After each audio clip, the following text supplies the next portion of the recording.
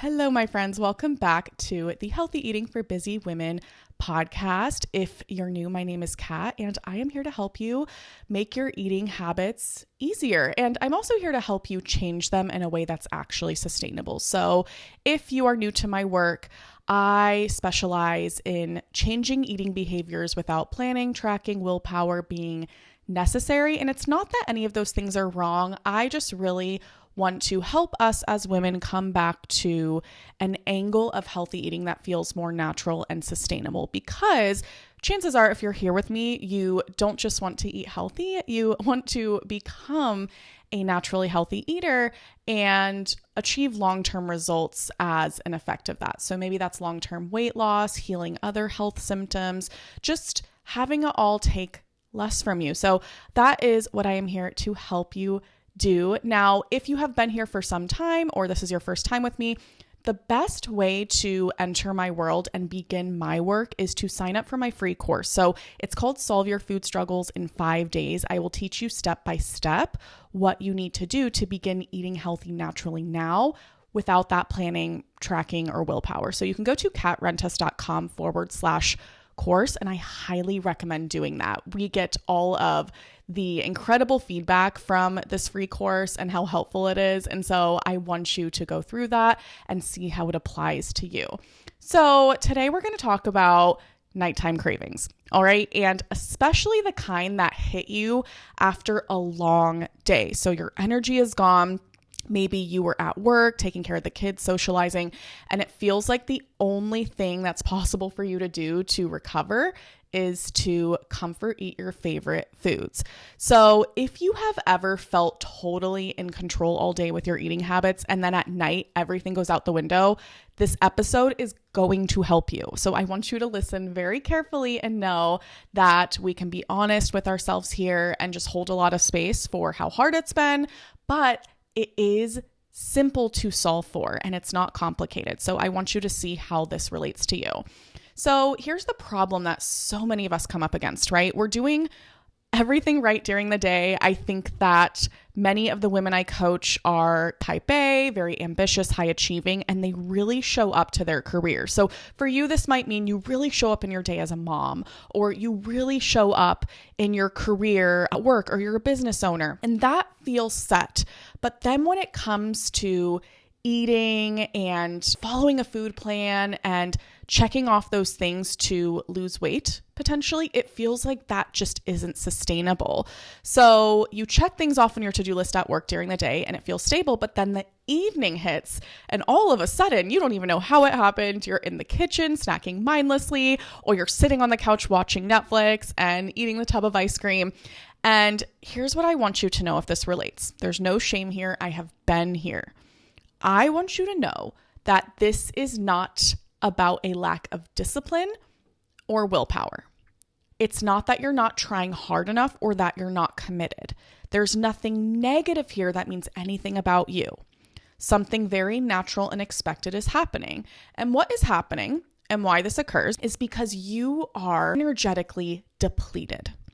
There is depletion happening in some form. So physically, emotionally, mentally, you are depleted and you are not hungry for food in these moments, although that's how it presents. What your brain is hungry for is relief. It's hungry for comfort and it wants to soften that stressful tension from the day. So this means rather than solving this as a food problem per se, or a willpower problem, or something that means anything negative about you, we've got to solve this as the problem it really is, right? We have to solve this as a stress and tension and energy expenditure problem. So in my programs and my membership, we teach that emotional eating isn't something to fix or resist. So if you are emotionally eating or comfort eating, it doesn't mean anything has gone wrong with you. And I think it's really easy to believe this, especially with where diet culture has taken a lot of us in the past decades, is that if you are overeating or emotionally eating, it must be your fault, right? It must be our fault. It must be because we're not doing something right. What those methods didn't understand is that behaviorally emotional eating is very expected, and it makes sense for the brain to do that is just there to keep you alive. Because here's what's happening if you're emotionally eating. Your brain is offering you cravings to seek comfort in food because the stress is not regulated. So when stress is not regulated, what this means is there's a stress response occurring on the body because of mental exhaustion, unprocessed emotions, a lot of the things that we weren't taught to do. So a lot of us are just in this low grade, high functioning stress state all the time. And what does our body do in a stress state? It's primed to keep us alive, conserve energy, and bar down the hatches. So what this tends to look like for us is retaining weight and really high cravings. Because retaining weight, the body's like, all right, a famine must be occurring. It's very primitive. So I'm going to reserve this energy for her so she can use it at a later time, right? It's very survivally based. And then the cravings go up because it's our brain signaling us to get comfort as quickly as possible so that stress can go down. Perfectly natural. So I know this can be a stretch for us to see at first, but this is the truth. Your emotional eating and your brain providing you these cravings are your brain doing its best to keep you alive. Very well functioning, properly functioning brains do this. And so that means rather than approaching nighttime cravings or emotional eating as something to fix because something's gone drastically wrong, what if everything's functioning properly? No one just gave us the manual, right? Someone gave us the wrong manual. That is 1,000,000% what is happening. And now I want to offer, we're actually going to take a manual that solves this problem for the last time. So again, in my programs, I teach that emotional eating is not something for you to fix or resist because that is not possible. That's not really how it works. It's something I want you to be willing to understand and to work with. I want you to practice working with your cravings, working with your stress responses to really communicate with your body properly to see what it's needing from you so you both can work together to heal. So here's the thing as well. Nighttime cravings aren't the problem here. Stay with me. Your relationship to the nighttime cravings is. Okay, so many of us are showing up with solving this problem from a desperate, aggressive, fixing mentality. We're like, I just can't have this happen. I just need this taken care of. I just need this done. But I very often in my programs talk about a sense of maturity with our eating habits, becoming our own parent and caregiver with food. And again, none of us are taught to do this, so no shame. But I want you guys to see how bypassing and bulldozing it is to see cravings as something you just need to fix. I instead want you to observe how you're showing up to solving this problem and think, am I showing up as a caregiver and parent to myself where I'm meeting myself and my body at eye level to see what I need? Or am I demanding from this drill sergeant aggressive perspective? So what if cravings and emotional eating aren't as big of a problem as it seems it is, but your relationship to it is that it shouldn't be there, which makes everything more urgent? Because here's the truth. If you are demanding from your body and yourself, there's no way you're going to be in a position to care for your stress, to tend to your body's needs and emotions throughout the day. You are going to neglect doing that. And then the things that you weren't willing to caregive are going to show up and demand attention at night in the form of cravings. So what I'm really getting to here is you have to be a certain persona when you solve for emotionally eating in the evenings for the last time. And you cannot approach it setting expectations and demanding from yourself in this fixing way. You have to be willing to caregive yourself and ask, where is the stress occurring? What emotions are coming up throughout the day? Because not checking in with that is what's causing me to want to emotionally eat later on.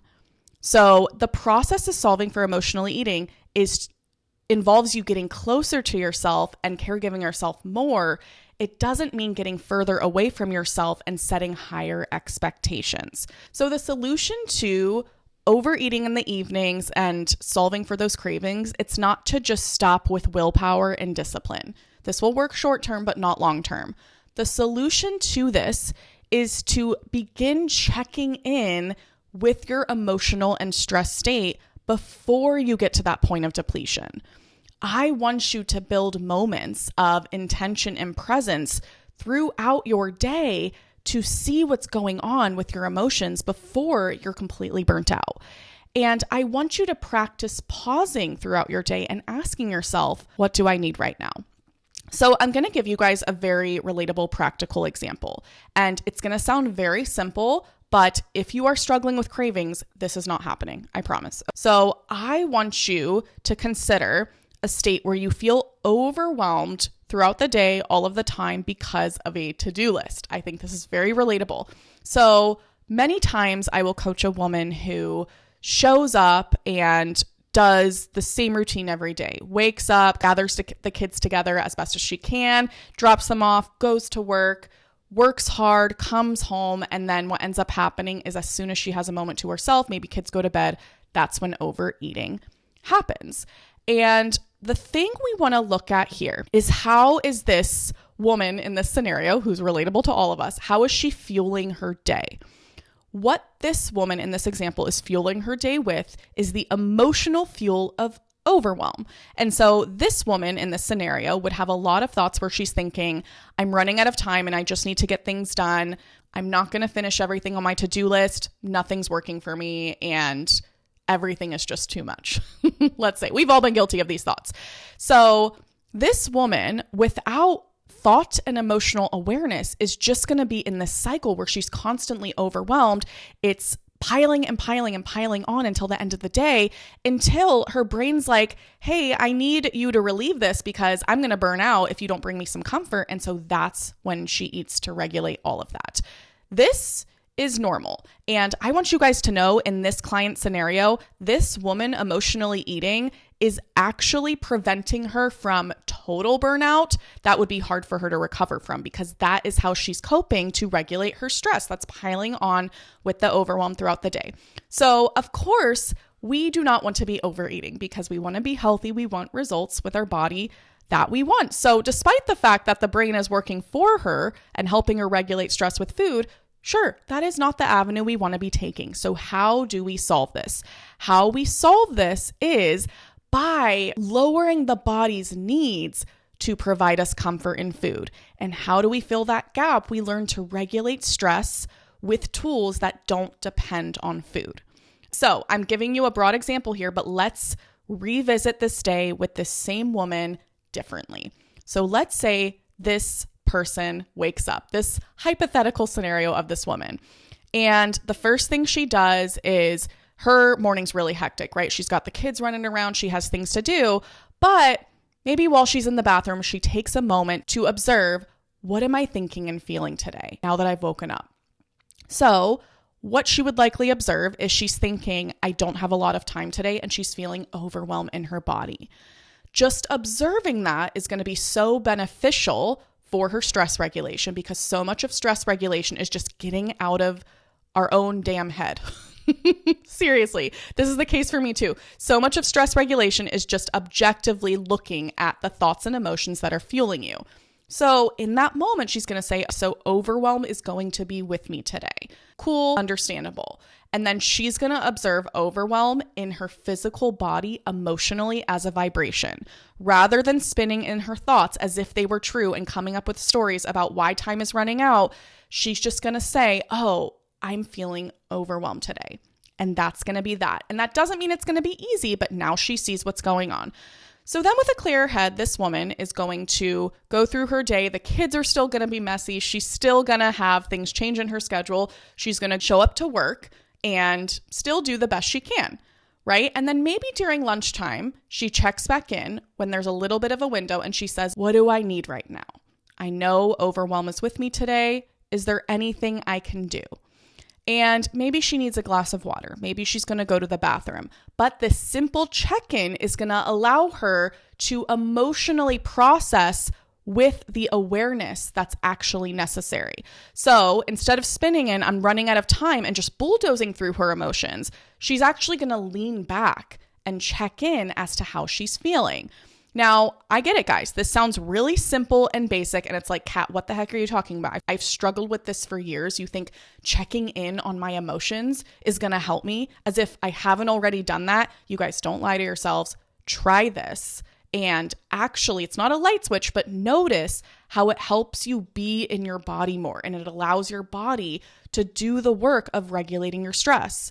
Now, maybe the same client goes home, and then before she goes in the house where the kids are going to be jumping all over her, she's going to have things to tend to. She thinks, let me check in on myself again. How am I doing right now? How am I feeling? And then maybe overwhelm is still there. I'm going to have all these things to do. I have no time to myself, whatever those thoughts are. And again, she says, I'm having overwhelm. Now, here's what ends up happening in this hypothetical example that is all too common. Is the first day that this woman practices this going to be an A+? Is she immediately going to stop emotionally eating? Probably not. I've seen it, but probably not. It's going to take some time for the skill to develop, for her body to acclimate, and for her stress to come down. What happens when this woman has been doing this for a week, 2 weeks, 3 weeks, and she's checking in emotionally throughout the day and letting her body process? Those cravings are going to lower. They are going to slow down. They're going to diminish. And here's what this is going to look like when you get home. It's not going to look like you all of a sudden harnessing all of this willpower and discipline and feeling like you conquered a mountain and said no to the foods you love. It's not going to feel like fireworks. All of a sudden, what will happen is a client will come to me and say, Kat, I didn't even think about that. I didn't even consider that. That's not even what was on my mind. I just served myself dinner and I ate less than I would have before. And it wasn't even a second thought. This isn't magic. This isn't anything crazy. It's just practicing stress regulation in the most simple way to solve that root problem. And so what I want you to practice is shifting out of the all-day hustle that precedes your evenings. Because if you are emotionally eating at night, that's not when it started. It started in the beginning of your day when you decided not to check in and see how you were doing. Now, most of us don't know how to do this, so there's no shame. None of us are taught to do this. But now hearing this, I want you to consider this as an option. If you are having cravings at night because your body needs to regulate stress with food, it's because that stress has piled on all day when we could have sat with it earlier on.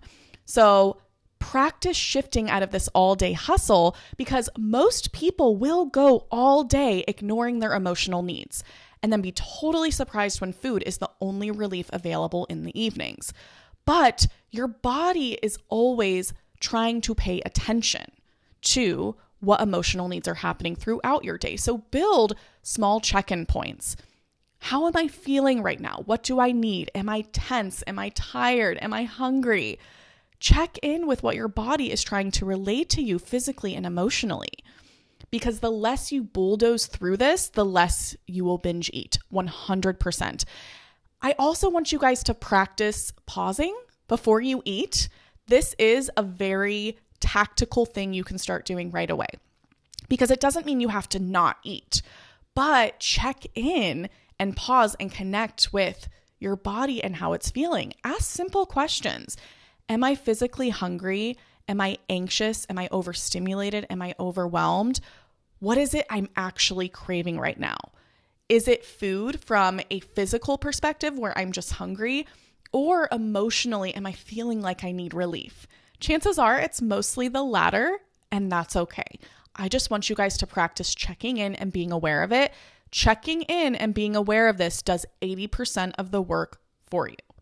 And I know with how hard you have hustled to eat healthy and make this work in the past, that might sound like craziness, right? But it does most of the work for you just to practice checking in. If you eat with intention. Just know your reasons for it. If you're genuinely hungry, feed your body. Do not make nighttime eating wrong. Do not put it in this box of shame where to eat at nighttime means you shouldn't trust it. But know your reasons why you're eating. Sit down, take a breath, let your meal be a calming experience without rushing through it, and just sit and say, okay, here's why I'm doing this. I don't even care at this point if you have solved for the emotional eating or not. I'd rather you at least know the reason, because that's going to help build your awareness. Say, I am eating this because I am hungry, or I am eating this because I need some relief. Another thing, again, this is very practical. I recommend creating a nighttime ritual that isn't food-centered. So really, food has become a go-to soothing ritual for many of us, for many people. And I recommend seeding practices that bring you comfort and regulate your nervous system, but that don't include food. And here's the thing, you guys, you're not going to be as emotionally attached to these things I'm about to recommend to you, but it's about intentionally comforting yourself without relying on things that do not compromise your weight loss goals. So maybe schedule some reading time, some stretching, a shower, dim the lights, listen to a podcast, lay on the couch doing absolutely nothing after the kids go to bed. Take a bathroom break if the kids are clamoring to get at you. I don't care what it is, but the point is to deliberately include things in the evenings that are for you, and it's meant for you to regulate your stress without sacrificing the goal you have. So this might even just mean it's 8 p.m. or 9 p.m., whatever time it is, and you're finally done for the day, kids have gone to bed, or whatever your scenario looks like, and this is when you feel craving for something sweet. And old you or past you would go to the pantry or order something on DoorDash or whatever it is, and that's okay. But now let's consider, instead, before you make any decisions, you're just going to check in and see how you're doing. You're going to think, am I physically hungry right now? Do I just feel like I need comfort right now? How am I feeling? What would feel good in my body and support me in my goals? So maybe you still grab something sweet, but you sit down with it, you breathe, you enjoy it, you stop when you've had enough. Maybe you also include other deliberate forms of comfort, more intentionally, that serve you. But this is the difference. We're not removing comfort. We're not removing foods you love, and we're not making you wrong for any of it. It's just handling these cravings by looking inward and meeting yourself where you're at versus bulldozing, disciplining, and willpowering. That is the shift that will change everything for you. And nighttime cravings are not a character flaw. It does not mean anything about you. They are just a signal, and it's your body asking for attention. So the more you have connection points throughout the day with yourself, the less food will be the only outlet at night. A common analogy I give my clients is your cravings or your emotional needs are like an unannounced visitor knocking at your door. And it knocks softly at first, but then if you do not let it in all day, it's going to be banging loudly by the time you sit down on the couch at 9 p.m. And really, I want you guys to consider that example of that hypothetical woman who starts her day. I want you to consider having awareness of who's outside the door and letting her in. When you wake up, get some awareness on how you're feeling. See what's going on. So she doesn't feel the need to knock and knock and knock, and you're only seeing her when it's an emergency, and now you got to emotionally eat just to get her to calm down. Does that make sense? Sometimes I explain this analogy a little bit better, but I am here for you, my friend. Try this out. Don't try and fix this all at once. Try out some things I seeded today for you. Practice being aware, practice checking in, and notice what it does to your cravings. Try to understand more than you're trying to fix, and strategically, as a type A person who understands how you think, this more mindful approach may not be as rigid, but it's going to be a lot more strategically effective in solving this problem. All right. So I love you. If you want to start building these habits in a really doable, non-restrictive way, again, make sure you join my free course at katrentis.com/course. We will spend more time together. You will see me coaching on screen. So we'll have a lot of fun. And I'm so happy you're here. Thank you for being here with me. And I'll talk to you next week.